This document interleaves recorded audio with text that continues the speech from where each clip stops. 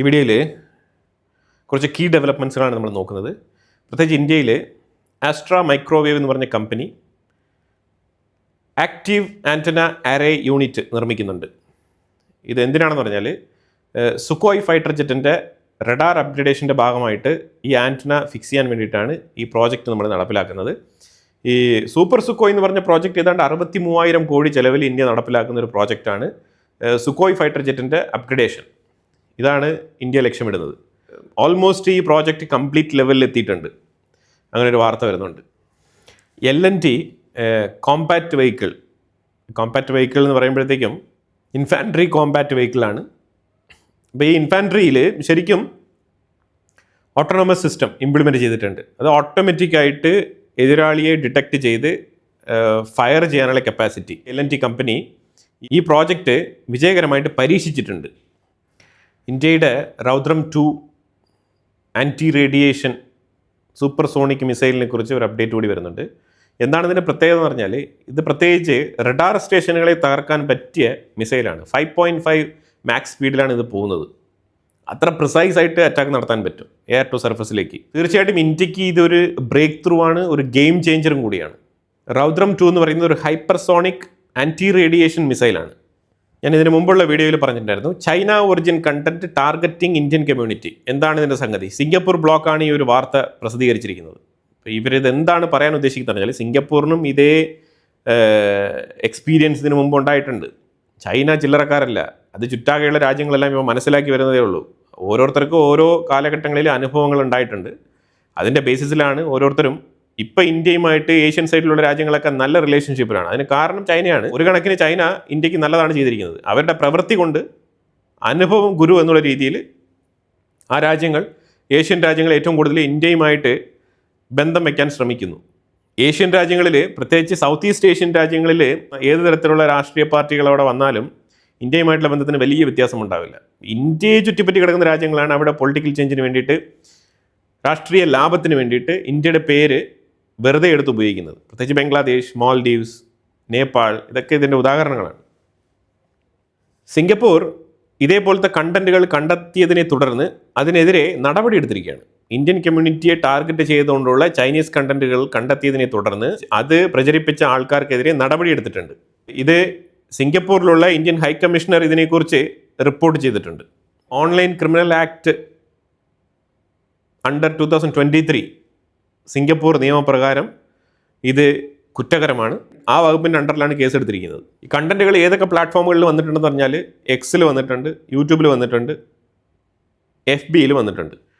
അതായത് സിംഗപ്പൂരിൻ്റെ മൾട്ടി കൾച്ചറലിസത്തിനെ ഇല്ലായ്മ ചെയ്യുന്ന തരത്തിൽ, അതിനെ എതിർക്കുന്ന തരത്തിലാണ്, ഇൻഡയറക്റ്റ്ലി അതിനെതിരെയാണ് ഈ പോസ്റ്റുകൾ വന്നിരിക്കുന്നത്. ഇതെന്താണ് ഉദ്ദേശിക്കുന്നത് പറഞ്ഞാൽ, പൊതുവിലിപ്പോൾ ഒരു അജണ്ട ഉണ്ടല്ലോ, ഇന്ത്യക്കാരെ ഏത് രാജ്യത്ത് പോയാലും അവരെ പുറത്താക്കുന്നു, ഇന്ത്യക്കാരെ മറ്റുള്ള രാജ്യങ്ങൾക്ക് താല്പര്യമില്ല, അങ്ങനത്തെ രീതിയിലുള്ള അജണ്ട, പ്രൊപ്പഗണ്ട, നെറേറ്റീവ് സൃഷ്ടിച്ചിരിക്കുകയാണ് ഈ പോസ്റ്റുകൾ. അതായത് സിംഗപ്പൂർ നാഷണൽസിന് അവരുടെ കൾച്ചർ ഡിസ്ട്രോയ് ചെയ്യുന്നതുമായിട്ട് ബന്ധപ്പെട്ട് ആശങ്കയുണ്ട്. ഇത് പൊളിറ്റിക്കൽ സ്റ്റേറ്റ്മെൻ്റ് ആയിട്ട് വേണമെങ്കിൽ കരുതാം. പക്ഷേ ഇങ്ങനെ ഒരു നെറേറ്റീവ് സൃഷ്ടിച്ച് ആ രാജ്യത്തിൻ്റെ ഉള്ളിൽ തന്നെ അവിടെ താമസിക്കുന്ന എക്സ്പാട്രിയേറ്റ്സിന് ബുദ്ധിമുട്ടുണ്ടാക്കുന്ന രീതിയിൽ, ഈ എക്സ്പാട്രിയേറ്റ്സിനെ സിംഗപ്പൂർ ഒറിജിനായിട്ടുള്ള ആൾക്കാർ വ്യത്യസ്തമായിട്ടാണ് നോക്കി കാണുന്നത്, അവർക്കൊരു ബുദ്ധിമുട്ടാണ് എക്സ്പാട്രിയേറ്റ്സ് ആ രാജ്യത്തിന് പോകുന്നത് എന്നുള്ള തരത്തിലുള്ള ഒരു നെറേറ്റീവ്. ഇറ്റ് മീൻസ് ടൂറിസ്റ്റുകളെ ഇത് ബാധിക്കും. പ്രത്യേകിച്ച് ഇന്ത്യയുമായിട്ട് നല്ല ബന്ധമാണ് ഇപ്പോൾ സിംഗപ്പൂറിനുള്ളത്. പ്രത്യേകിച്ച് ചിപ്പ് മാനുഫാക്ചറിങ്ങുമായിട്ട് ഇന്ത്യയിൽ വൻ നിക്ഷേപം നടത്തുന്ന രാജ്യങ്ങളിൽ ഒന്നാണ് സിംഗപ്പൂർ. ആ സിംഗപ്പൂറും ഇന്ത്യയും തമ്മിലുള്ള ബന്ധത്തിൽ വിള്ളൽ വരുത്താൻ വേണ്ടിയിട്ട് ഇത്തരത്തിലുള്ള നെറേറ്റീവ് സഹായിക്കും.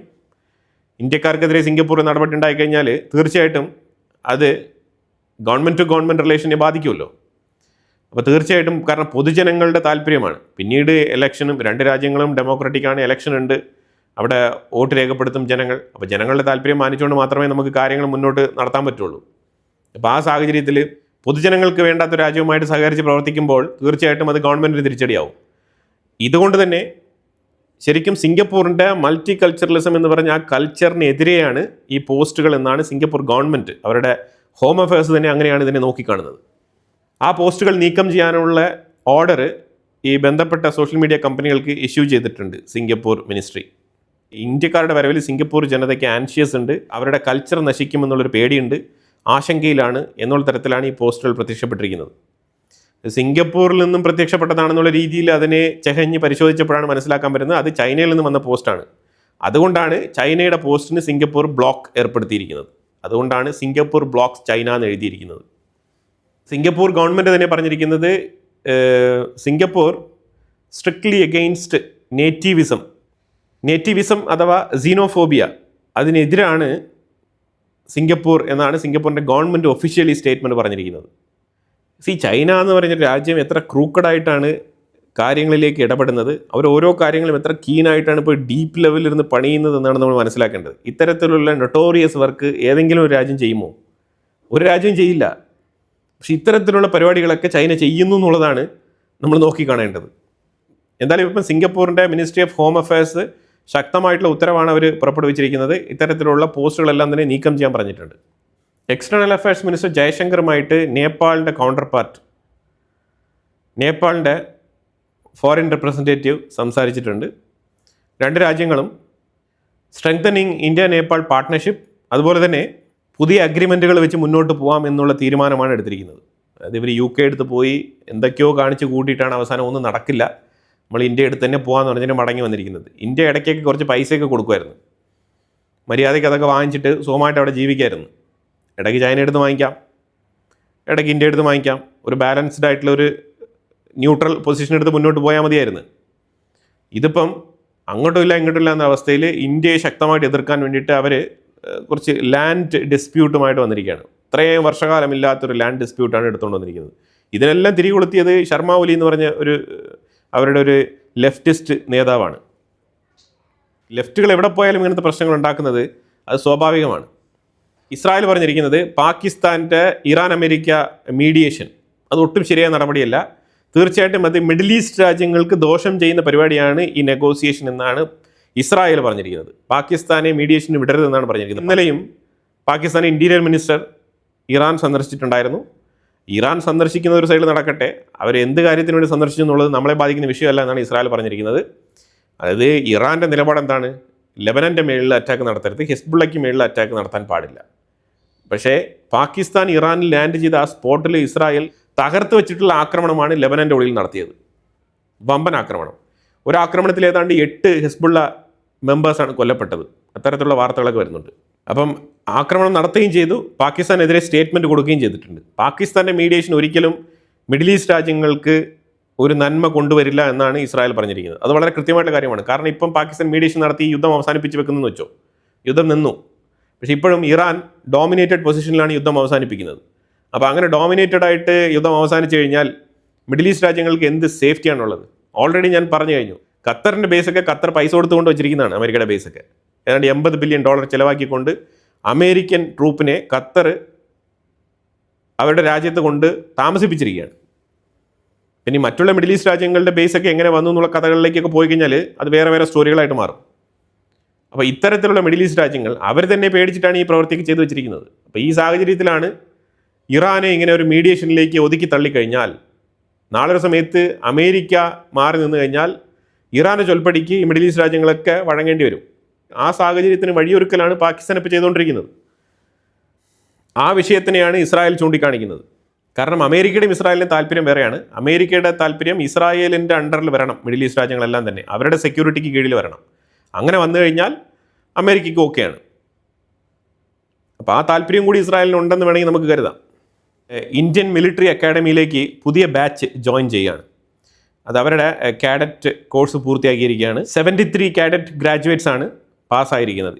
അതായത് ഈ 73 പേരും ഇന്ത്യൻ മിലിറ്ററി അക്കാഡമിയിൽ ജോയിൻ ചെയ്യും. ആർമി കാഡറ്റ് കോളേജിലാണ് ഈ 73 പേരും പഠിച്ച് പാസ്സായിരിക്കുന്നത്. ശരിക്കും 127ാമത്തെ ബാച്ചാണിത്. ഈ ACC ആർമി കാഡറ്റ് കോളേജിൽ പഠനം പൂർത്തിയാക്കിയ 127ാമത്തെ ബാച്ചാണിത്. തുടർച്ചയായിട്ട് അമേരിക്ക കുവൈറ്റിലും ബഹ്റൈനിലും ഇറാനിയൻ മിസൈലുകളെ ഇൻ്റർസെപ്റ്റ് ചെയ്തുകൊണ്ടിരിക്കുകയാണ്, ഡ്രോണുകളെയും ഇൻ്റർസെപ്റ്റ് ചെയ്യുന്നുണ്ട്. പക്ഷേ ലെബനൻ്റെ സൈഡിൽ എസ്കലേറ്റ് ചെയ്തിട്ടുണ്ട്. ഇസ്രായേൽ ത്രൂ ലെബനൻ്റെ ഉള്ളിൽ യുദ്ധം എസ്കലേറ്റ് ചെയ്തിരിക്കുകയാണ്. അതിനെതിരെ ഇറാൻ ആക്രമണം നടത്തുമെന്നുള്ള വെല്ലുവിളിയും നടത്തിയിട്ടുണ്ട്. ബ്രിക്സ് ഡെലിഗേറ്റ്സിൻ്റെ മീറ്റിംഗ് ഇന്ത്യയിൽ കഴിഞ്ഞ ഒരാഴ്ച കൊണ്ട് നടക്കുമായിരുന്നു. അപ്പം അതായത് ഒരു പ്രാഥമികമായിട്ടുള്ളൊരു പ്രൈമറി വിസിറ്റാണ്. ആക്ച്വൽ ബ്രിക്സ് മീറ്റിലേക്ക് പോകുന്നതിന് മുമ്പായിട്ട് നടക്കുന്ന 1-2 മീറ്റിങ്ങുകളുണ്ട്. അതാണ് ഇപ്പോൾ നടന്നുകൊണ്ടിരിക്കുന്നത്. ഫോറിൻ മിനിസ്റ്റേഴ്സ് മീറ്റാണ് നടന്നത്. അതിനെ തുടർന്ന് അവർ വാരണാസിയിൽ ഒരു വിസിറ്റ് നടത്തിയിട്ടുണ്ടായിരുന്നു. വാരണാസിയിലുള്ള ആ ഒരു സംവിധാനങ്ങളൊക്കെ ഒന്ന് കാണാൻ വേണ്ടിയിട്ട് പോയതാണ് അവർ. അതോടൊപ്പം വാരണാസിയിൽ വെച്ചിട്ട് ഒരു കൾച്ചറൽ മീറ്റപ്പും സംഘടിപ്പിച്ചിട്ടുണ്ടായിരുന്നു ഇന്ത്യ. അപ്പോൾ അങ്ങനെ ആ ഒരു കൾച്ചറൽ മീറ്റിൽ പങ്കെടുക്കുകയും അതോടൊപ്പം വാരണാസി സന്ദർശിക്കുകയും ചെയ്തിട്ടുണ്ട്. ഇതോടുകൂടി ഈ ഒരു ഫോറിൻ മിനിസ്റ്റേഴ്സ് ഡെലിഗേഷൻ മീറ്റിംഗ് അവസാനിച്ചിരിക്കുകയാണ്. അപ്പോൾ എന്തായാലും വളരെ നിർണായകമായിട്ടുള്ള കുറച്ച് വിഷയങ്ങളാണ് ഈ വീഡിയോയിൽ പങ്കുവച്ചത്. ഇതിനെക്കുറിച്ചുള്ള അഭിപ്രായങ്ങൾ കമൻറ്റ് ബോക്സിൽ രേഖപ്പെടുത്തുക. കൂടുതൽ വാർത്തകളുമായിട്ട് അടുത്ത വീഡിയോയിൽ വരാം. Thank you so much.